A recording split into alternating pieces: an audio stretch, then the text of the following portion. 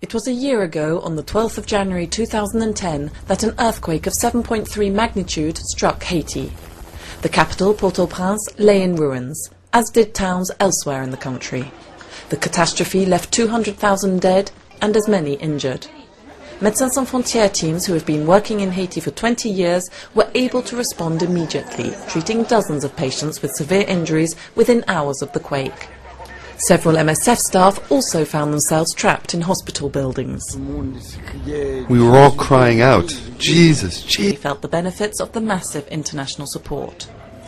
Across the world, hundreds of thousands of people showed their solidarity and helped fund the Médecins Sans Frontières relief effort. MSF received €104 million, enabling teams to treat more than 400,000 people in just under a year, and to send several thousand tons of material. Of the €104 million received for the earthquake emergency in Haiti, €94 million were spent on the response to the earthquake relief effort. The remaining €10 million were used for the cholera emergency which struck Haiti towards the end of the year.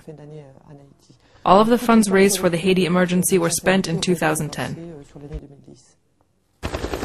Nearly a third of MSF's expenses were devoted to logistics, construction, rehabilitation or the ongoing maintenance of health structures, without which the teams would not have been able to work. St. Louis Hospital is just one example. MSF decided to set up an inflatable hospital on this football pitch, one of the few places left intact by the earthquake. 2 weeks after the disaster, the hospital was ready to admit its first patients.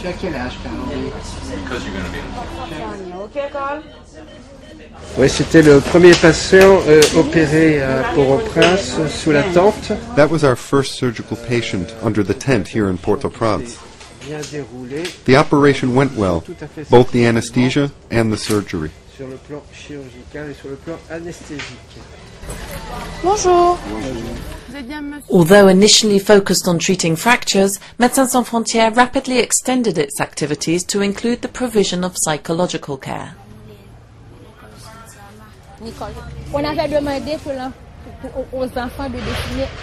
We asked the children to draw something they loved, something they cherished, and that they lost in the disaster. This child here drew a picture of his sister. I've been seeing children who are having trouble sleeping and who are having nightmares.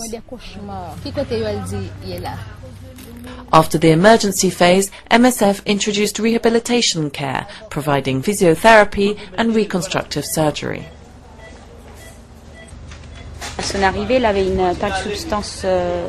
When she arrived, she had a skull fracture with bone loss and a scar holding back her eyelid. She can't close her eye, which is very uncomfortable for her and could lead to other eye complications.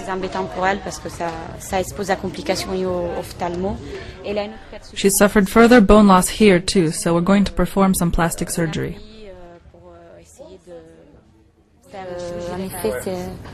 The earthquake left many Haitians injured. It also left the already fragile health system in shatters and unable to provide the specialized care needed by pregnant women, victims of violence or patients with severe burns. In the middle of October, another emergency arose, with the first cases of cholera breaking out in the Artibonite region. The disease, which Haiti had not seen for over 100 years, spread rapidly. In the center, to the north, in Port-au-Prince, and at the beginning of December, cholera reached the south of the country. It's already spread also into the rural areas of the south, where you have very low population density, but we're having reports of high mortality in small villages. So it's going to be a challenge to be able to help those populations. By the 1st of January 2011, MSF had treated 84,500 patients in nearly 50 cholera treatment centers throughout the country. On the 12th of January 2011, a year will have passed since the disaster. The healthcare system has yet to recover. Médecins Sans Frontières will continue its activities in 2011. MSF has been responding to the medical needs of Haitian people for the last 20 years. Last year, we responded to the emergency.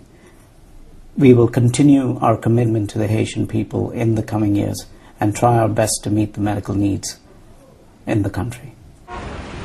A year ago, Médecins Sans Frontières set about its largest ever mission. The scale of the disaster and the means deployed were unprecedented. 8,300 members of staff have contributed to MSF's relief effort.